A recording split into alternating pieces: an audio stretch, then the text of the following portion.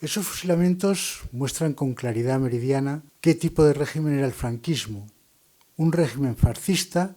Creo, por lo tanto, que es de justicia hacer memoria y hacerla partiendo de los hechos, de la verdad objetiva, no solo de qué era el FRAP, sino de cómo era la situación política y de lucha en nuestro país al final del franquismo. Fusilamientos, cárcel, campos de concentración, depuraciones profesionales, empleo sistemático de la tortura, trabajo forzado, robos de niños, exilio. Es difícil encontrar, a lo largo de la historia, un régimen que haya desplegado tal panoplia represiva contra su propio pueblo. Buenas tardes. Gracias por su presencia en esta bicentenaria asociación, el Ateneo de Madrid. Dentro de la asociación, este es un acto de su agrupación ateneísta Juan Negrín, la más veterana de las que, en este Ateneo, se definen republicanas. Tenemos, además, un firme compromiso con el socialismo en sus términos científicos, marxistas. En virtud de esa agrupación Negrín con la cual se hace este acto, yo debo, lo primero hoy, recordar a Diego Navarro, de este Ateneo, de esta agrupación, veterano antifranquista, amigo y camarada, marxista. Falleció este verano y en nombre de la agrupación les ruego un momento de silencio en pie, quienes nos sea posible, como significación. Las personas morimos, las ideas, que son también combate dialéctico, prosiguen, mientras haya quienes recojan el testigo. Estoy seguro de que hoy aquí hay, seguro. Estoy hablando pues también de cuanto hoy nos reúne aquí, los 5 resistentes antifascistas fusilados por el franquismo, tal día como hoy, 27 de septiembre de hace 50 años, 1975. Hoy les recordamos con honor a los 5. 3 de ellos eran integrantes del Frente Revolucionario Antifascista y Patriota, el FRAP. Su presidencia de honor fue, no casualmente, la de un leal ministro del presidente del gobierno de la Segunda República Española, Juan Negrín. Me refiero a Julio Álvarez del Vallo, muerto en el exilio, precisamente en 1975. Le recordaremos también en un acto en noviembre. Como Negrín, Álvarez del Vallo era de este Ateneo de Madrid, como también Raúl Marco, histórico dirigente del Partido Comunista de España marxista-leninista, el PCML, la organización política matriz del FRAP. Yo conocí a mucha honra a Raúl Marco en este Ateneo y en la época de nuestro presidente de Convergencia, Carlos París, insigne filósofo marxista, de quien este año se han cumplido 100 años de su nacimiento.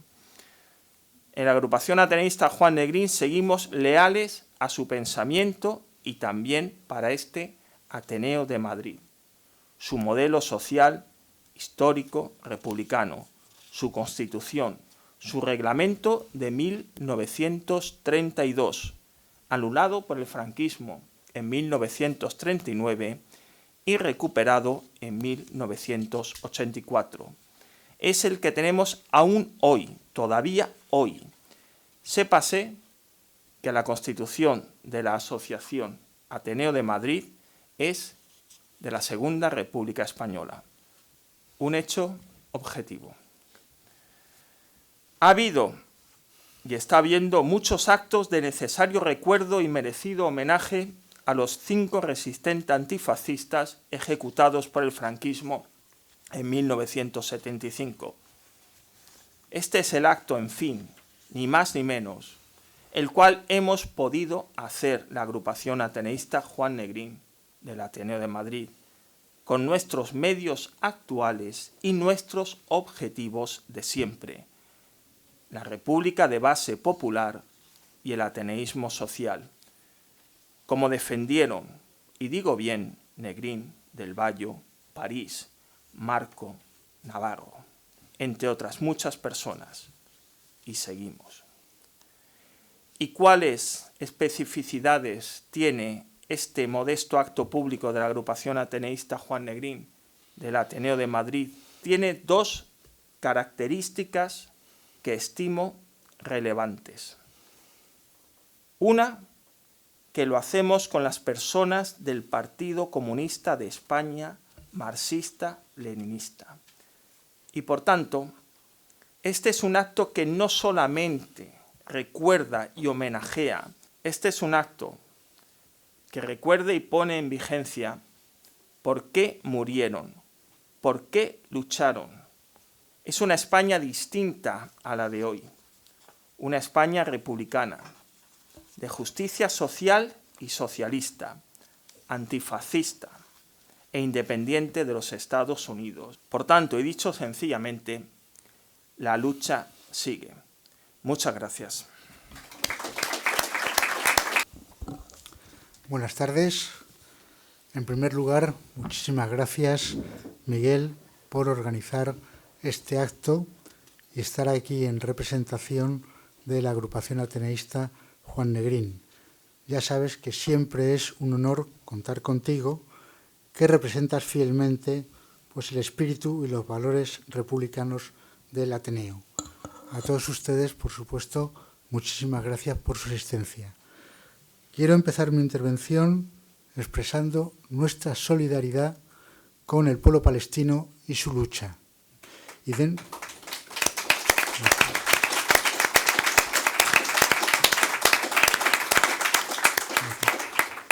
Y denunciando la política del gobierno español que se limita simplemente a gestos simbólicos, a una retórica hueca, pero no toma medidas contundentes contra el Estado terrorista de Israel. Hoy se cumple el 50 aniversario de los últimos fusilamientos del franquismo, en el que les fue arrebatada la vida a 3 miembros del FRAP y a 2 militantes de ETA.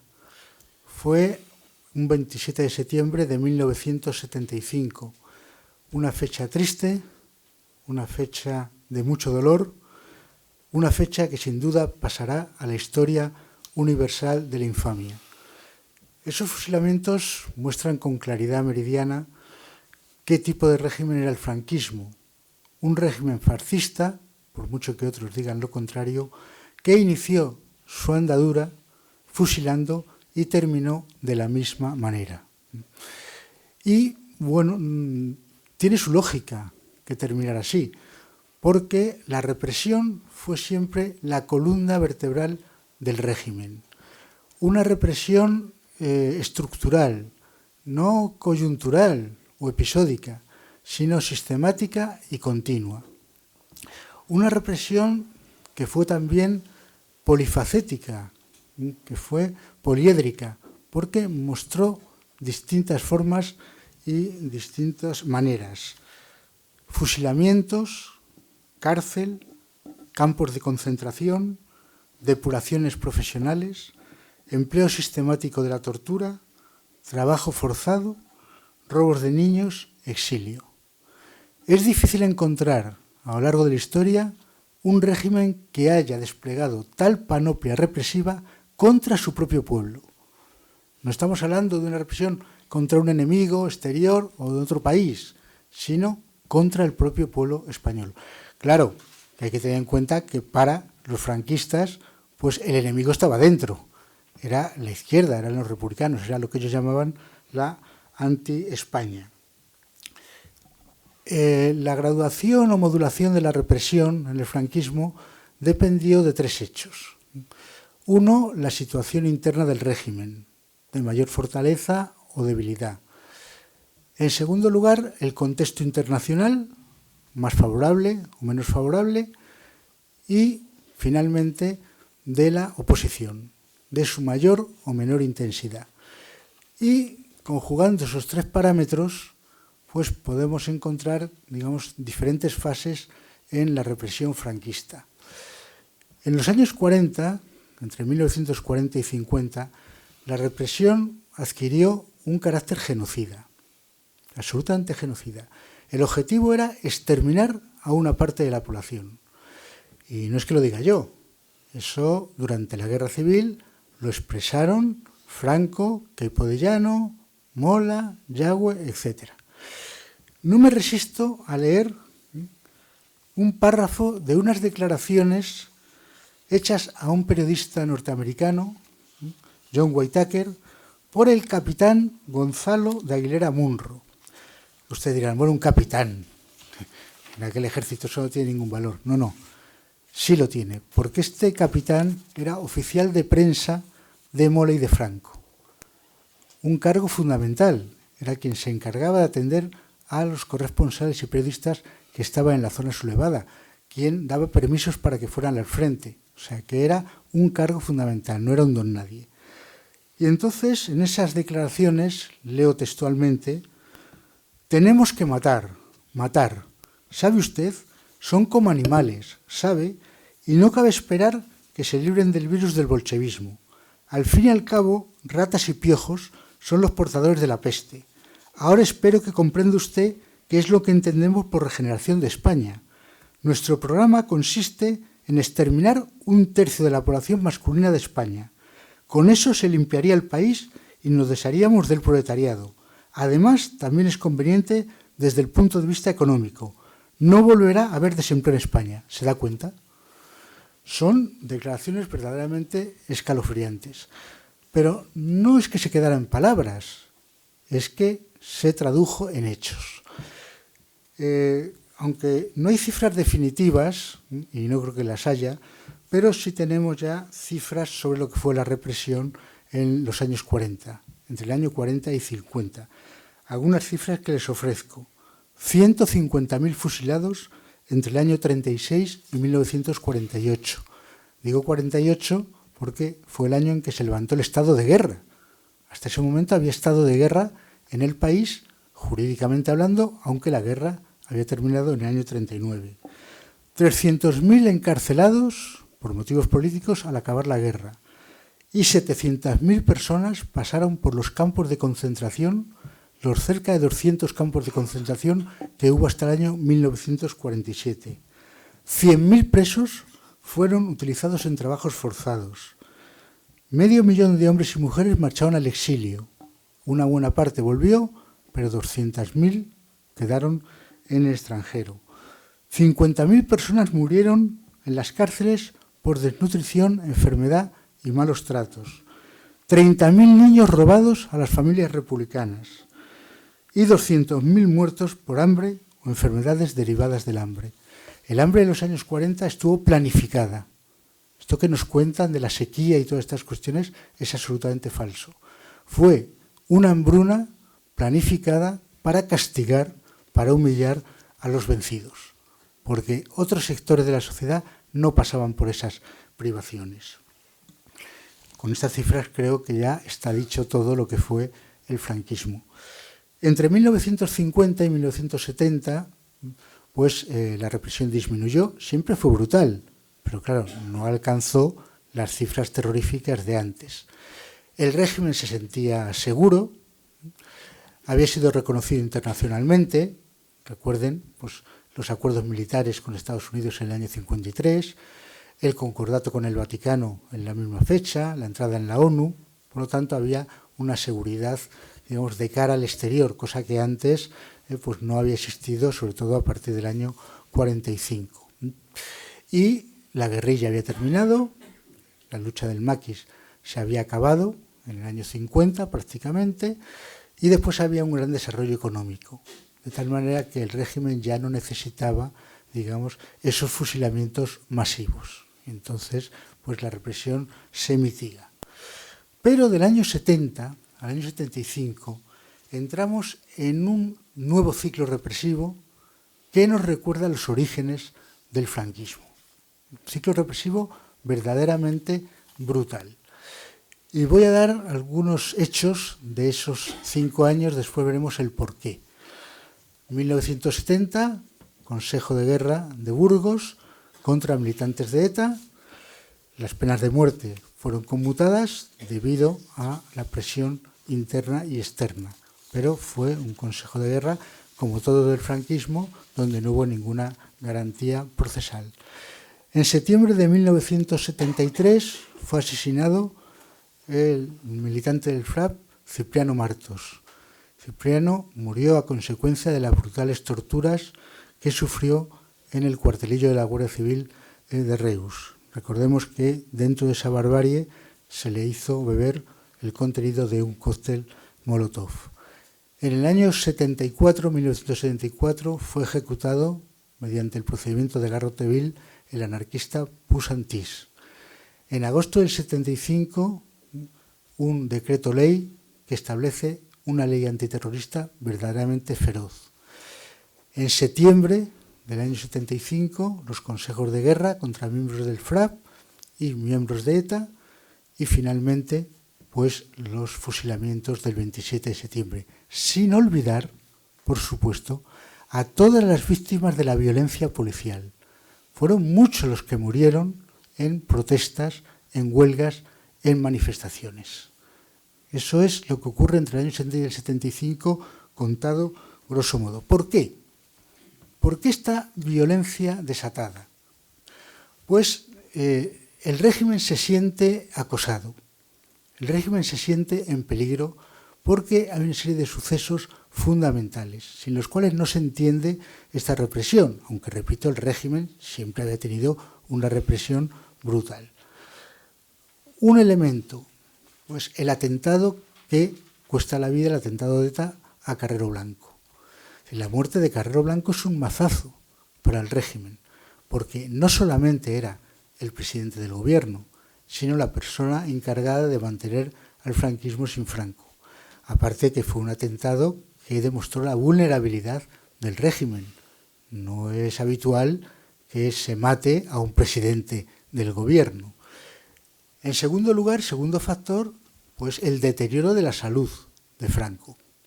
Franco en los años 70 entra ya en un proceso acelerado de enfermedades y se ve que pronto pues, va a morir, y eso provoca, lógicamente, no solamente temor en las filas del franquismo, sino que provoca división entre un sector, llamémosle duro, que piensa que se puede mantener el franquismo sin Franco, ahí está el rey, ahí están las leyes fundamentales, ahí tenemos el aparato represivo y no hay problema. Pero hay otro sector que se da cuenta de que, aunque se mantenga la represión, tiene que haber algunos cambios, tiene que haber algunas modificaciones. Es lo que empieza a llamarse el búnker y el sector aperturista. Factor importantísimo, la crisis económica de 1973, la denominada crisis del petróleo. Se acaba radicalmente el crecimiento de los años 60 y tenemos una inflación galopante, un aumento rapidísimo del paro, con el consiguiente descontento, las consiguientes movilizaciones y huelgas. Otro elemento, la revolución de los claveles en Portugal, otro duro golpe para el régimen.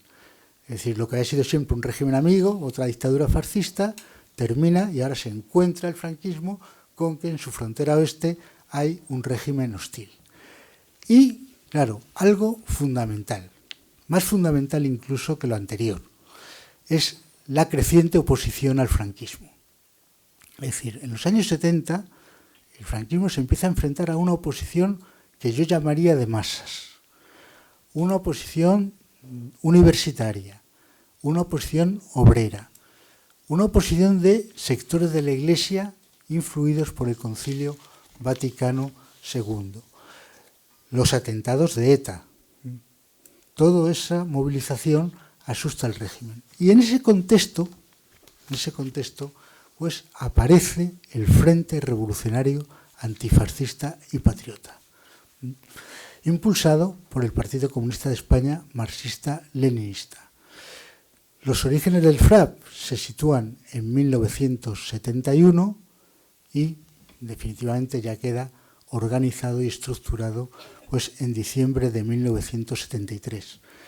En la gestación del FRAP, en su desarrollo, en su nacimiento, son figuras fundamentales Raúl Marco, Elena Ódena y también Álvarez del Valle, que, como ha dicho, muy bien Miguel Pastrana, pues fue presidente del FRAP.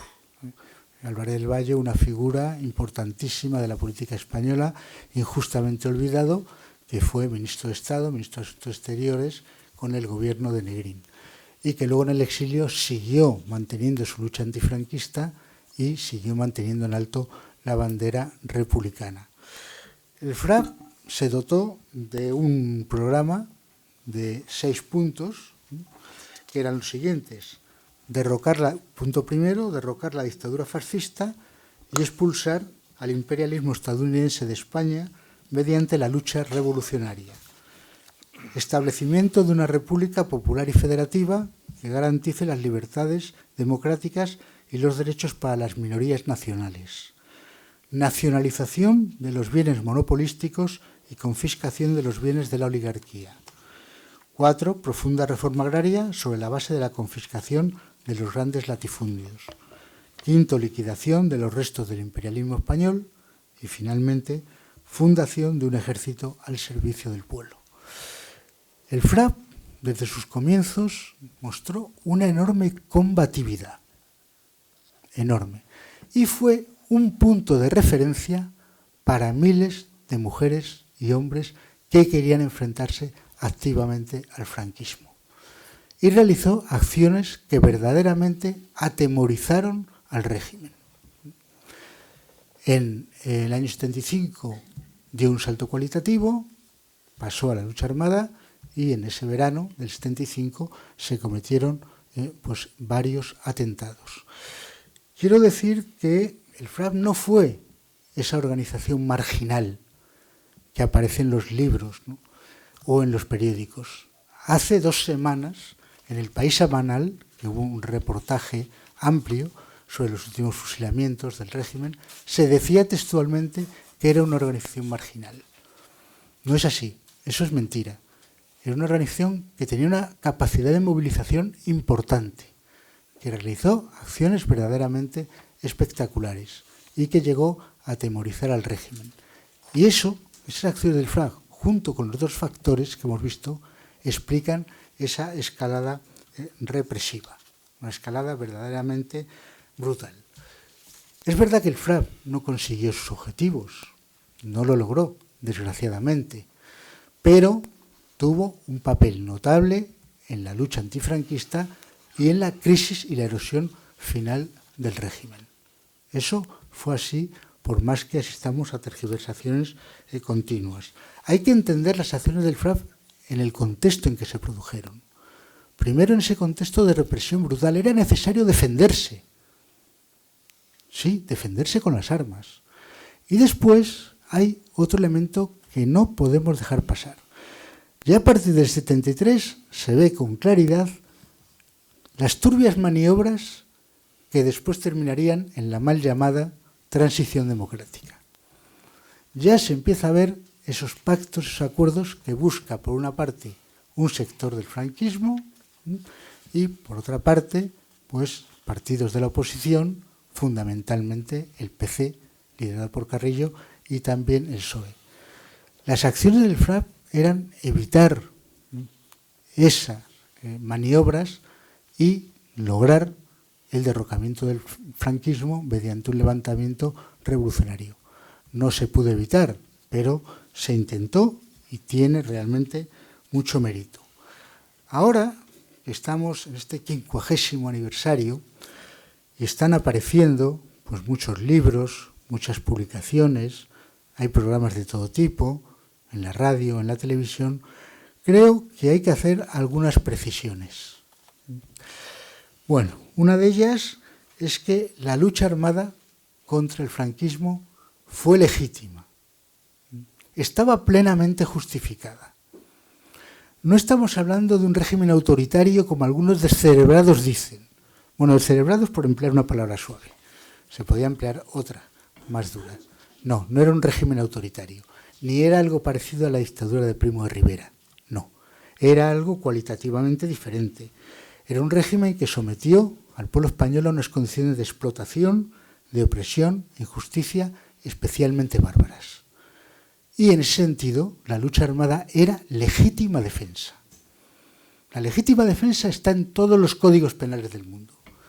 Y quiero recordar aquí que en el siglo XVI, y ya retrocedemos en el tiempo, en la Escuela de Juristas de Salamanca hubo miembros, por cierto, miembros de la Iglesia, que defendían el tiranicidio. Y desde luego creo que Franco era un ejemplo de tirano fascista. Hubieran defendido que se le diera muerte. Los miembros del FRAP no eran terroristas. No lo eran, en absoluto. Los terroristas eran ellos. Los terroristas eran los torturadores de la Brigada Político-Social, los militares que presidían consejos de guerra, es decir, los funcionarios que cumplían las órdenes del régimen, los miembros de la Iglesia que justificaban el franquismo, los jueces del Tribunal de Orden Público. Esos eran los verdaderos terroristas.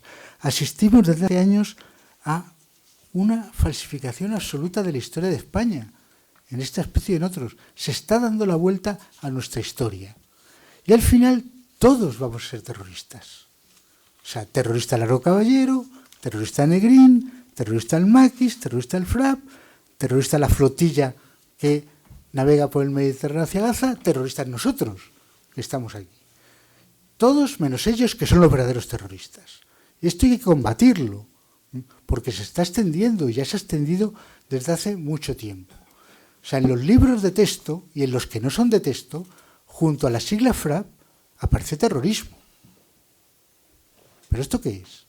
Sin embargo, nunca se dice que Franco era un terrorista. Yo nunca he visto una biografía de Franco que se titulara Franco, biografía de un terrorista. Eso no, pero lo otro sí. Yo entiendo que se esté en contra de la lucha armada. Es una opinión personal. Lo entiendo. Otra cosa es que no lo comparta. Pero cuando se escriben libros, cuando se escriben artículos, cuando se dan opiniones públicas, hay que tener en cuenta los contextos. Los contextos económicos, sociales, políticos. Porque si no, ¿qué ocurre? Que la subjetividad personal termina sustituyendo a la objetividad histórica. Y el paso siguiente es la tergiversación y la manipulación, que es lo que tenemos ahora. No quiero alargarme más. Nosotros rendimos hoy homenaje a todas las víctimas del franquismo y especialmente a nuestros camaradas del FRAP. Ellos sacrificaron su vida luchando contra el fascismo, por una república popular y por el socialismo. Nunca los olvidaremos y siempre, siempre estará en nuestra memoria. Muchas gracias. A continuación va a intervenir Dolores Val, del PCML, y compiladora de la obra publicada de Raúl Marco. Buenas tardes. Tras lo que ha expuesto Carlos Hermida sobre la situación que motivó aquellos acontecimientos de 1975, yo querría también salir al paso de las tergiversaciones, las informaciones, unas parciales, otras tendenciosas, otras directamente falsas, sobre la situación de esos años 70 antes de la muerte de Franco. Hay una realidad que se obvia muchas veces y, por tanto, se desnaturaliza la situación objetiva, las motivaciones. La existencia del propio PCML en el año 64, ¿por qué se crea? Si no se tiene en cuenta la deriva que tomó el PC en los años 50, que adoptó la reconciliación nacional, la situación que se dio a nivel internacional tras el 20 Congreso del PECUS, pues no se entiende nada. Posteriormente, la creación del FRAP, si no se tiene en cuenta los procesos que ocurrían en España, como ha señalado Carlos, la necesidad del régimen de una apertura, el proceso de Burgos y las movilizaciones que originaron la necesidad de una política frentista, pues no tiene coherencia. Yo me organicé en el FRAP en el año 72 y posteriormente en el mismo año pasé a militar en el PCML.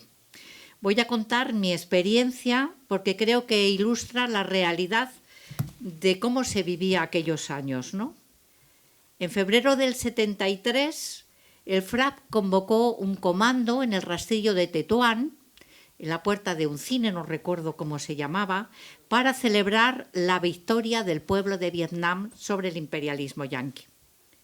Yo pensaba, de mis primeras acciones, que seríamos un grupo reducido y llegamos a participar en la acción como 500 personas.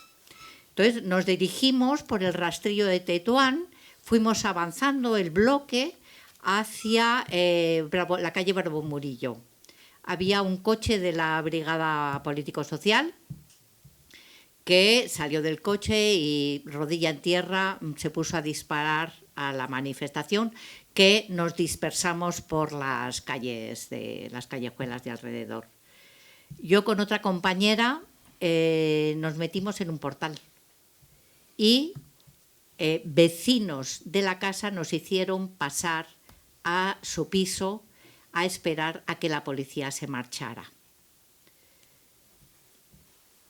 En el 73 yo trabajaba en la Fundación Jiménez Díaz y para la manifestación del 1 de mayo el FRA planteó la necesidad de organizar un dispositivo sanitario, pues que si había heridos pues se les atendiera sin que fueran detectados por la policía. Se organizó 3 parejas que estaban en distintas cafeterías esperando, si había algún herido, que fueran a avisar para que se le pudiera atender. Pensamos, si el herido no era grave, se le llevaría a pisos que estaban preparados con personal y con material para poderles atender. Y si había algún herido grave, se le llevaría a urgencias a la Fundación Jiménez Díaz. Estaban en las ese día, todos los médicos de urgencias estaban de acuerdo en que si llegaba algún herido al hospital no se daría parte a la policía, cosa obligatoria y en aquel entonces fundamental. Si alguno de los médicos que le tocaba guardia ese día no era como de confianza, pues otro compañero le pedía un cambio de turno y tal. Todos los médicos que estaban en la fundación ese día estaban garantizando que no se daría parte a la policía si había heridos. Y en la casa, en su casa estaba el jefe de cirugía de toras de la fundación esperando al teléfono, doctor Toledo, el padre del actor Willy Toledo, estaba esperando por si hacía falta una intervención urgente y complicada, que se le llamara y acudiría. A mí me detuvieron el 5 de mayo en el hospital, Billy el niño y otro secreta. A mi puesto de trabajo los condujo el que era el intendente, lo que ahora sería el gerente, por cierto, un hombre de origen alemán. En la manifestación del 1 de mayo hubo unos cuantos compañeros que fueron detenidos en la manifestación, trabajadores del hospital y estudiantes de medicina y de enfermería.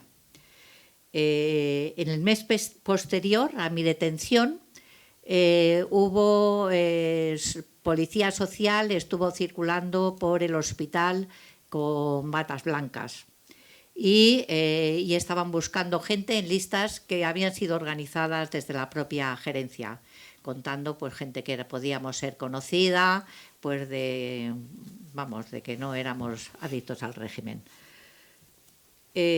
Fueron la policía a distintos departamentos. Uno de ellos fueron a la UBI, a la Unidad de Vigilancia Intensiva, a buscar a un médico con barba, un MIR que estaba haciendo la especialidad allí. Y la fundación se había destacado en la lucha de los MIR en los primeros 70 con encierros y demás. Y bueno, pues tenían una lista notable. Entonces, cuando fueron ahí a la policía, a la UBI, los compañeros que estaban de puerta les dijeron que no podían pasar así, que aquello había que vestirse, les pusieron las batas, las calzas, los gorros, las mascarillas, y mientras tanto a ese médico barbudo le estaban afeitando en un departamento dentro de la UBI y le sacaron por la salida que daba a quirófano. En otro momento fueron a anatomía patológica. Había otro de los MIR que estaba haciendo allí la especialidad. Los sociales no le conocían físicamente, entraron al departamento, preguntaron, queremos conocer al doctor tal. Los compañeros le dijeron, no sabemos, lleva unos días sin venir por aquí, debe de estar enfermo. Y el tal médico estaba con la cabeza apoyada en el microscopio y los compañeros le libraron así de que le fueran a buscar. Y ese era el ambiente que había, de solidaridad, de movilización relativa. Algunos se iban lanzando a actuar y otros en la retaguardia apoyaban para que esa represión no se llevara a cabo. Había un rechazo a la dictadura. Y ese 1 de mayo marcó un salto. Era en una movilización de masas, grupos de defensa de la manifestación se enfrentan a la policía y el muerto esta vez es de las fuerzas represivas. Ahí se dio luego movimientos en el régimen. El 8 de junio se nombra a Carrero Blanco como sucesor. En septiembre, a camarada Cipriano Martos, por una detención por propaganda tan peligrosa, en los interrogatorios le hacen beber el cóctel molotov que le abrasa las entrañas. En septiembre, en Chile, Pinochet da un golpe de Estado contra el gobierno legítimo de Salvador Allende y pone negro sobre blanco que no basta obtener el poder político y el gobierno en unas elecciones, que es imprescindible conseguir también el poder económico y la estructura militar, la judicial, que al servicio de la oligarquía se la tienen que arrebatar, porque eso no lo ceden democráticamente. En diciembre, el atentado de ETA que hace saltar por los aires, nunca mejor dicho, el recambio de Carrero. En el 74, como ya se ha dicho, agarrotan a Salvador Puig Antich y las movilizaciones y condena, la revolución de los claveles. Hay todo un revulsivo para acabar con la dictadura en España. La muerte de Franco, que se ve próxima, ya se ha comentado, y las movilizaciones al alza y las reivindicaciones sociales y laborales se unen ya a reivindicaciones políticas de acabar con la dictadura. Dentro del régimen, ya se ha dicho, las distintas planteamientos que hay de cambiar un poco la forma para mantener el fondo, o no cambiar absolutamente nada dentro del régimen y seguir con la férrea dictadura. Y en la izquierda antifranquista también se da la dicotomía: aliviar las formas del régimen, es decir, la reforma del régimen, o una ruptura con el régimen. Los sectores de la oligarquía que apostaban por reformar el régimen necesitaban, para parar las exigencias del creciente y cada vez más politizado movimiento obrero y buena parte de amplias capas populares, que la izquierda, esa que llevaba años llamando a la reconciliación nacional, que había renunciado a la República, que había eliminado la idea de independencia nacional, esa fuerza que a la vez mantenía el prestigio de la lucha férrea que había llevado en defensa de la República, que luego lo había olvidado, que había vertido tanta sangre y sacrificio de militantes comunistas, que conservaba la influencia, hiciera alianza con ese sector de la oligarquía para evitar la ruptura y apostar por la reforma. Y esa fuerza era el PC, encabezado por Santiago Carrillo. El PCML y el FRAP encabezan la alternativa para ahondar la lucha y elevar su nivel y enfrentar al régimen para romper con él e ir a la ruptura. Quiero hacer, antes de acabar, algún comentario sobre la visión parcial o manipulada que aparece en libros y artículos, con especial profusión ahora, como se ha comentado, en el 50 aniversario. hemos comentado la ocultación y tergiversación del contexto que se daba y quiero destacar sobre el FRAP la figura de su presidente, don Julio Álvarez del Vallo, que ha sido ocultada por unos, particularmente el PSOE, que para su readmisión honorífica en 2008 junto a Negrín y otros, ya que habían sido expulsados en el año 1946 por sus posiciones consecuentemente socialistas y de fidelidad a la República, no podían asumir la coherencia debida hasta su muerte de Julio Álvarez del Vallo.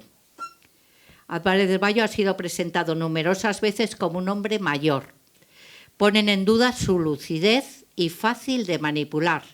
Y ahí al lado cuentan que en Ginebra estaba Raúl y Elena, la pareja siniestra, 2 de los 4 vicepresidentes del FRAP. De la lucidez de Álvarez del Vallo dan fe sus propias palabras y en la apertura de la conferencia de proclamación del FRAP dice, y cito textualmente: la lucha por la República es un acierto político que no debe llevarnos a caer en ningún romanticismo, y menos en la nostalgia de la República del 31. Es necesario nutrir a la República, a la idea republicana de un contenido social, es decir, no podemos volver atrás a los años del 31 al 36. En otro, en la perspectiva que cabe vislumbrar del desarrollo de la lucha en España, se presenta un momento crucial de la salida del franquismo con Franco a franquismo sin Franco, es decir, franquismo con Juan Carlos. Y hace una reflexión.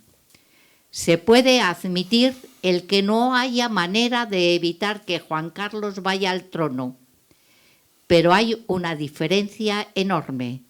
El que venga en un ambiente de lucha o en un ambiente de verbena. Porque en un ambiente de lucha se tiene la base para el día siguiente recomenzar de nuevo el combate. Raúl Marco, en su libro Ráfagas y retazos de la historia del PCML y el FRAP, nos relata sobre esa situación. En Perpiñán y los primeros meses de 1975, el Comité Permanente del FRAP se reunió, ampliado con responsables de distintos sectores. Allí se tomaron decisiones decisivas, graves, decisiones que fueron sopesadas y discutidas a fondo. Álvarez del Vallo, presidente del FRAP, abrió la reunión. Dice: la tarea próxima e inmediata del FRAP es la de ampliar su radio de acción.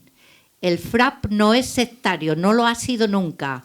Admite la colaboración incluso con aquellos que nos han criticado y no han creído en el porvenir del FRAP. El crecimiento del FRAP justifica ya la creación de lo que podríamos llamar una rama militar. Una rama militar que no es el terrorismo a ciegas, sino el empleo de las posibilidades inmediatas en España para acciones complementarias a las huelgas. Se puede compartir o no su visión, pero no parece que sea producto de alguien falto de capacidades por senectud. Recurrente y odiosa es la versión explícita unas veces y otras, que se deduce del contexto, de que la dirección del partido, específicamente Elena Ódena y Raúl Marco, estaban fuera de la realidad. En su aséptica lejanía de Ginebra, y estoy citando textualmente un artículo de la semana pasada del País, y dirigen a distancia y sin ningún peligro a los militantes torpes y acosados que se juegan la vida en el interior. Es insultante para la dirección del partido y para toda su militancia. Raúl hizo muchos viajes a España durante la dictadura, principalmente en los años 60, en los que se estaba organizando el partido. En concreto, él fue el que trajo a Madrid el número 1 de Vanguardia Obrera. Como bien he señalado más arriba, las decisiones se tomaron de forma colectiva y en una reunión ampliada del Comité Permanente a principios del 75. Y en el libro Ráfagas y retazos, Raúl reflexiona en 2018 y dice: varias veces me he planteado, como resultado de discusiones con algunos camaradas y amigos, si fue justa la decisión de pasar a las acciones armadas. Mi conclusión es la que no solo fue justa la decisión, también era necesaria. Sí, han pasado muchos años y me ratifico en mi opinión de que la decisión que tomamos de pasar a acciones armadas de carácter limitado fue correcta. La creación del FRAP era la respuesta a una necesidad histórica de luchar por todos los medios contra la opresión, represión y explotación que sufrían los pueblos de España bajo la dictadura. ¿Que cometimos errores y tuvimos fallos y carencias? Cierto. Pero aparte de inexperiencia, de escasez de medios materiales, a pesar del alto precio pagado, fue necesario. Incluso me atrevo a decir que sin el FRAP activo, la llamada transición hubiera sido mucho peor para los pueblos de España. Y acabo. Muchas gracias. Bueno, buenas tardes, compañeras y compañeros. Lo primero que quiero es agradecer a los compañeros de la sección del Ateneo, porque no abundan estos foros donde se puede hablar claramente de lo que pasó, porque la memoria sirve o debiera de servir para sacar conclusiones, analizar los errores y poder prepararnos para el futuro, porque creo que el futuro en cierta medida está repitiendo lo que pasó entonces, y esperemos que nos haga verdad aquella cita, aquel aforismo que señalaba Marx, de la primera vez como un drama y la segunda como una farsa. Digo esto porque muchas veces cuando hablamos o hacemos memoria en momentos como este, al alba de un día como hoy, hace 50 años asesinaron a 5 luchadores jóvenes, 5 jóvenes que tenían una vida por delante y se la segaron voluntarios, borrachos de odio, no solamente de alcohol, porque lo que pretendían o lo que estaban haciendo es seguir las órdenes de un régimen que pretendía acabar con la lucha.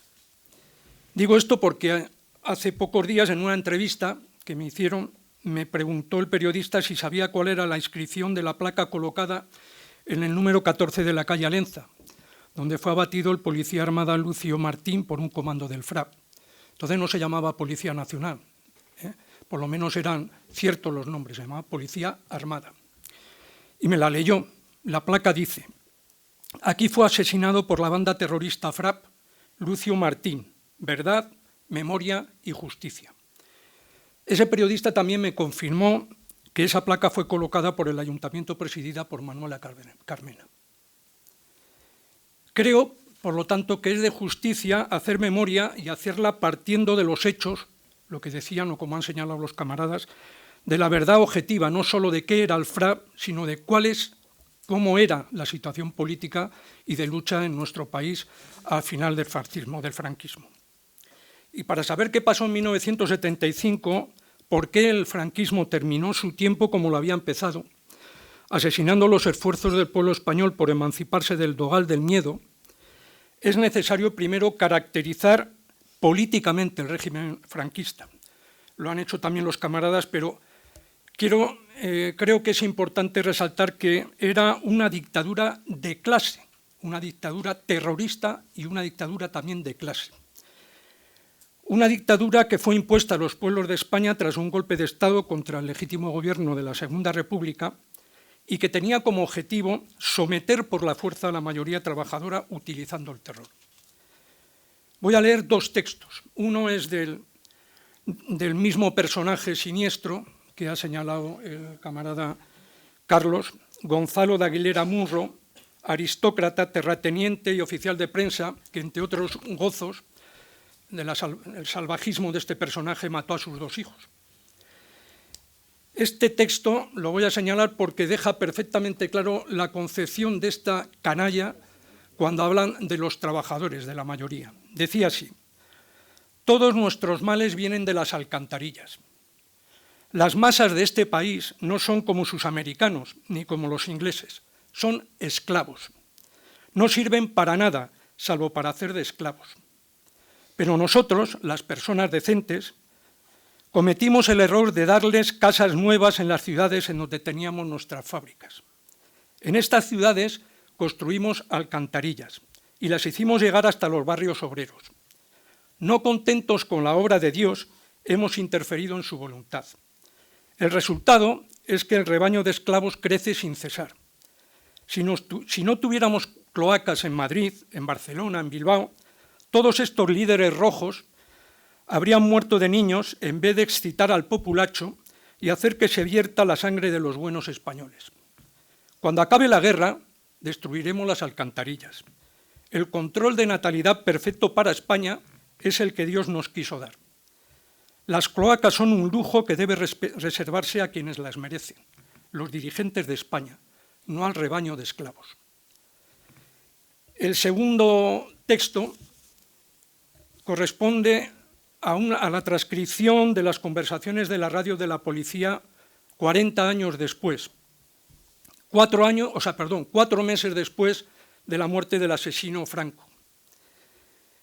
Durante una huelga en Vitoria, Gasteiz, una huelga de forjas alavesas, el 3 de marzo de 1976, 4.000 obreros con sus familias se encerraron en la iglesia de San Francisco de Asís.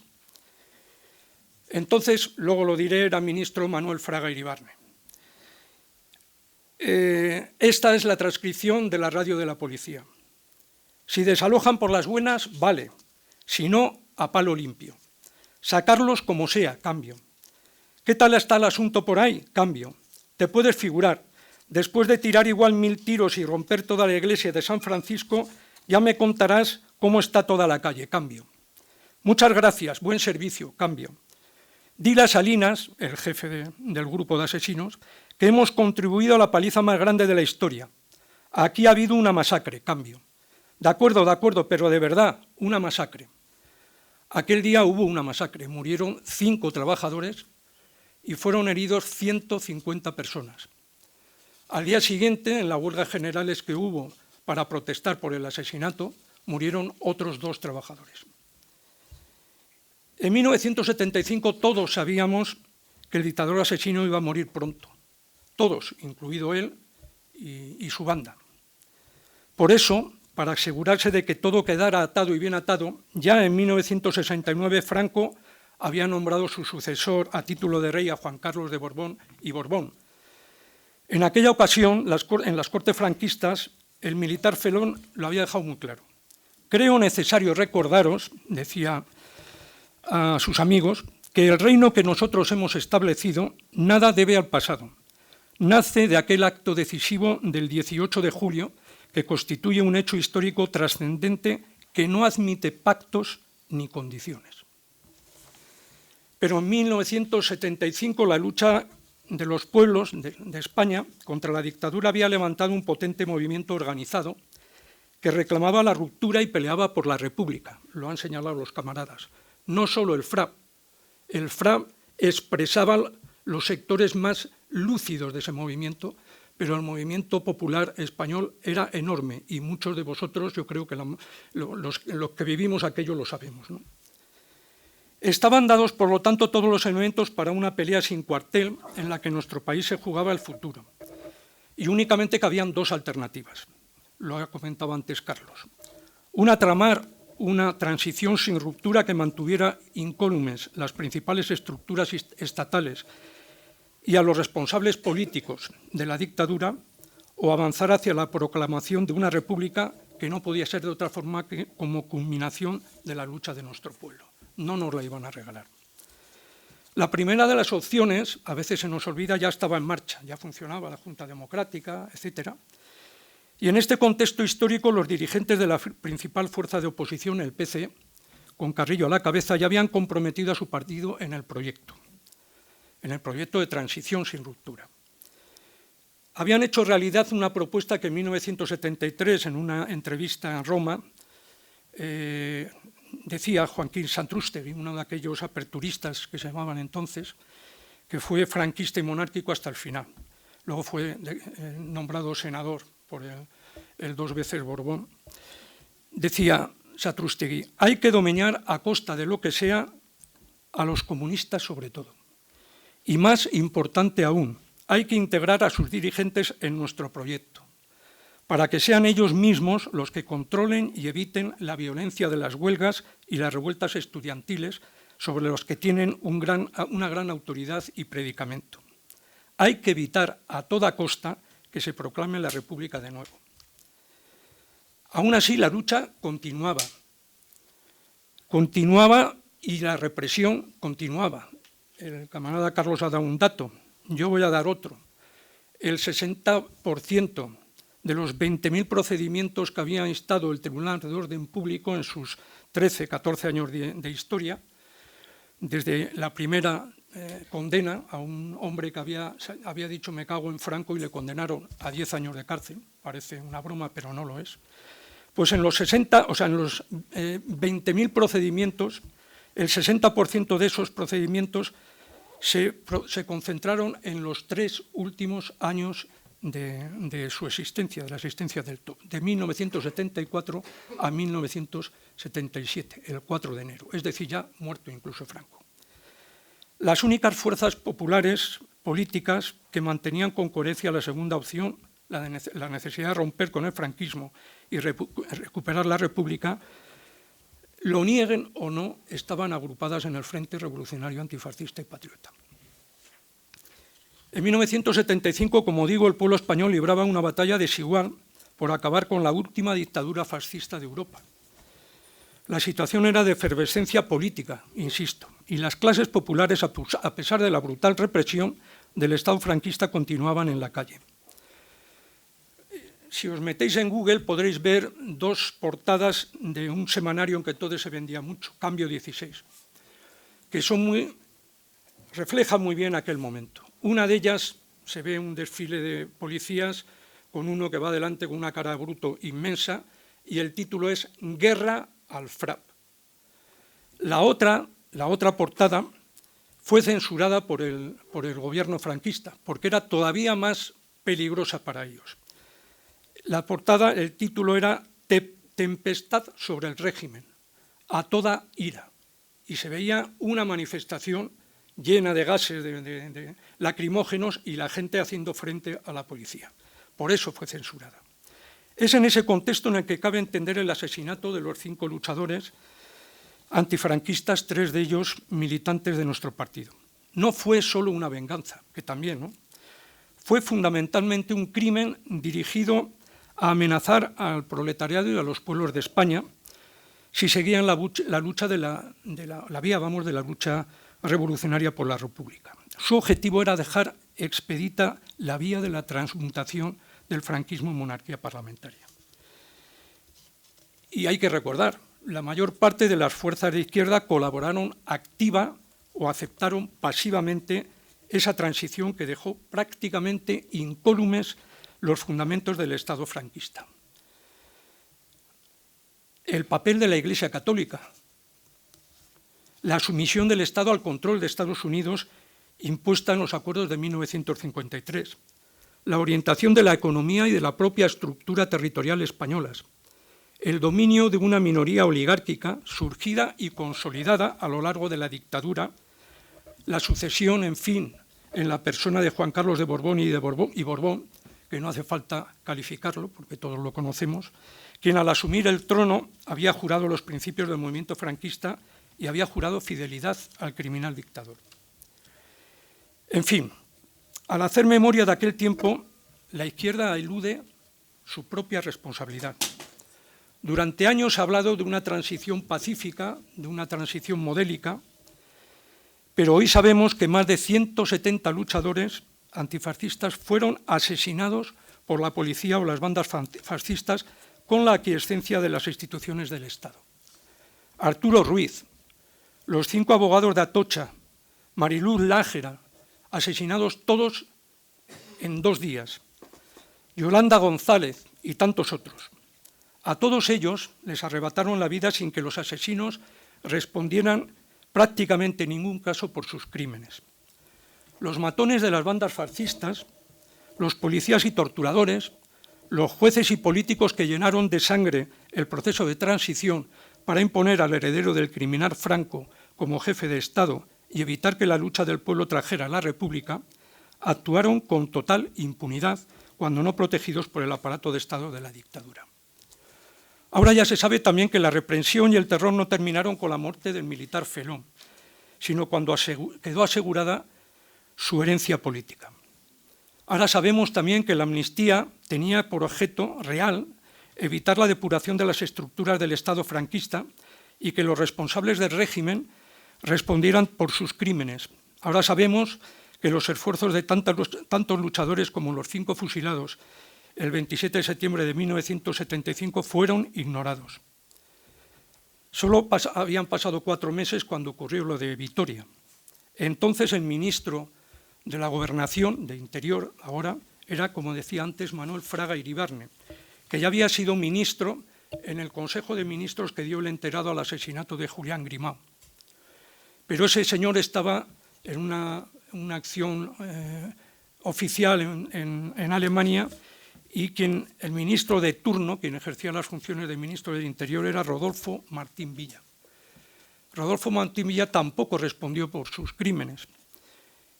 Pasó luego a la OCDE, luego fue consejero del Consejo de Administración de Endesa y finalmente presidente de Sogecable. No fueron los únicos. 10 de los 16 miembros jueces del Tribunal de Orden Público pasaron al Tribunal Supremo o a la Audiencia Nacional. Uno de ellos, por cierto, concedió un permiso para que pasara la noche, la Semana Santa con su familia, a uno de los asesinos de los abogados de Atocha y no se ha vuelto a saber de él.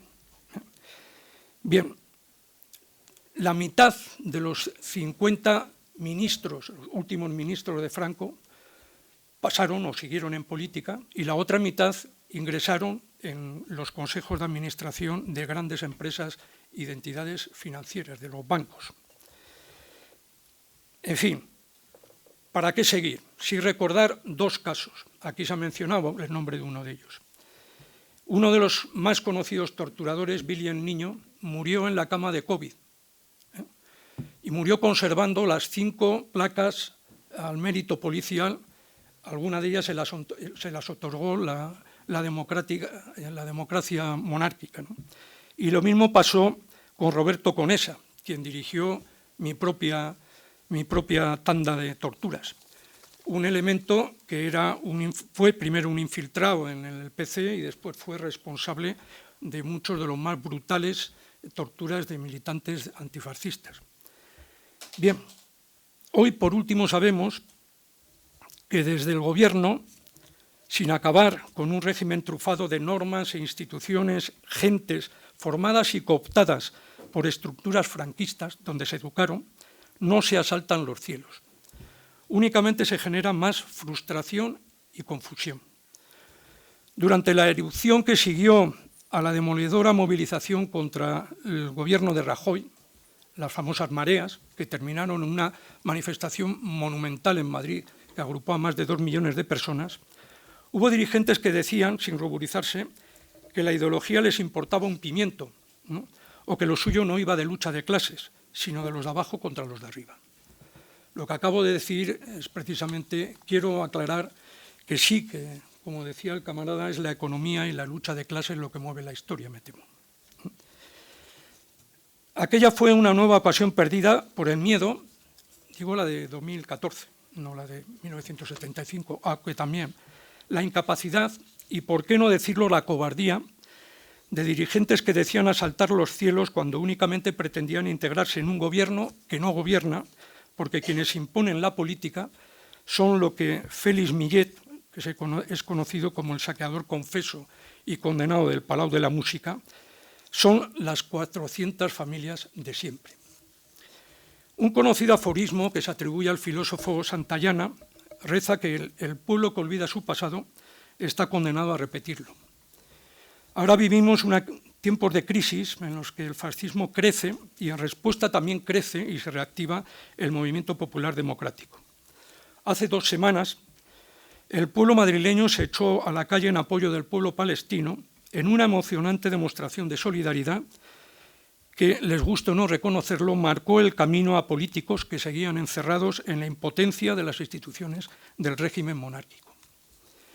Y los hijos y nietos de aquellos franquistas que pilotaron la transición pasan a la ofensiva. Se sienten fuertes porque saben que mantienen en sus manos muchas de las instituciones que realmente controlan el Estado y valiéndose de ellas amenazan a la mayoría trabajadora. Hoy, un juez condena a 3 años y medio de cárcel a 6 personas por realizar una protesta laboral. Ese juez es el mismo que se inhibió del proceso contra Ensidesa tras un vertido de un barco que ordenó Ensidesa que lo descargaran de combustible y de carbón, provocando una crisis medioambiental enorme. Ese juez es el mismo que llevaba a la cárcel a los que huían del servicio militar. Ese juez era el que se conocía como el justiciero de Poniente. Ese juez fascista es el que ha condenado a los 6 de la Suiza. Otra jueza, en este caso, ha establecido una fianza de 40.000 euros a un trabajador del metal de Cádiz si no quiere ir a prisión. Es decir, estamos volviendo a una situación parecida, como ocurre siempre en los momentos de crisis. Por eso lo que señalaba al principio es algo más que una anécdota, ¿no? Y termino ya. En esta España monárquica, parte de la izquierda no ha entendido el mensaje. Cuando se sigue peleando por localizar a miles de asesinados que todavía están en las cunetas, entre ellos Federico García Lorca, una dirigente de izquierdas denomina terrorista a la única organización que se enfrentó al régimen hasta el final. Hoy se amenaza a los ciudadanos y se les acusa de terrorismo por lanzarse a la calle a parar una vuelta ciclista que pretendía blanquear la sangre vertida por el sionismo, mientras se permite, porque se permite, digan lo que digan, que hordas fascistas asuelen Torre Pacheco. Hoy la bestia fascista se enseñorea de nuevo de nuestras calles, jaleada por políticos que fueron cooptados por los Fraga y Martín Villa, en tanto un ayuntamiento de izquierdas define como terrorista al FRAP. Por eso, compañeros, hablaba hace un momento antes de empezar con un compañero sobre la situación actual y recordaba que hace 2 años y pico, 3 quizá va a ser, salieron 600.000 ciudadanos de Madrid a la calle a defender la sanidad pública. Y el domingo 14 salimos otros más de 100.000 a defender la humanidad frente a la bestia nazi-fascista.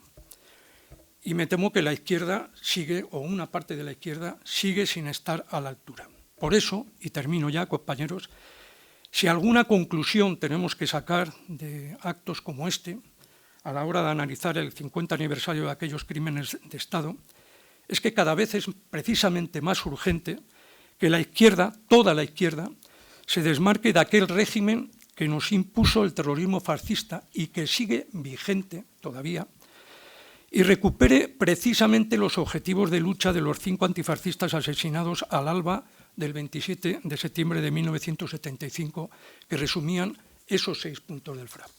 Gracias, compañeros y compañeras.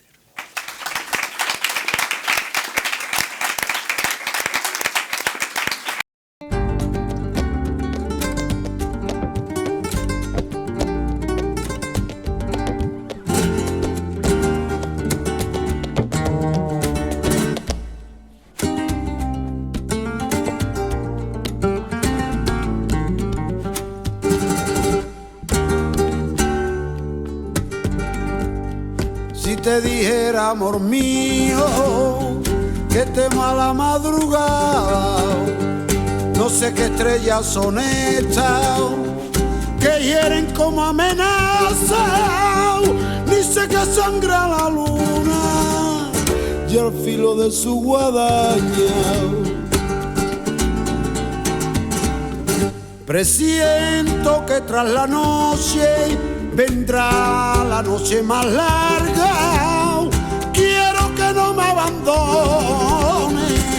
Ay, amor mío, al alba, al alba, al alba, al alba, al alba.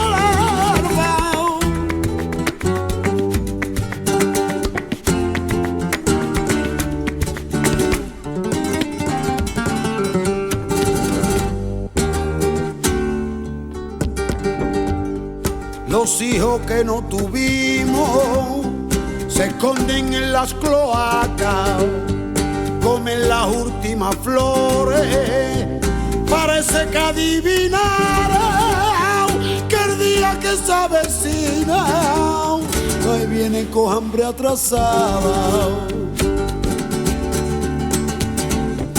Presiento que tras la noche vendrá la noche más larga. Quiero que no me abandone. Hace 50 años, la dictadura de Franco ejecutaba sus últimas sentencias de muerte. José Humberto Baena Alonso, Ramón García Sanz, José Luis Sánchez Bravo, Juan Paredes Manot y Ángel Otaegui fueron asesinados al amanecer. Ninguno de ellos era culpable de lo que se les acusaba, pero eso daba igual.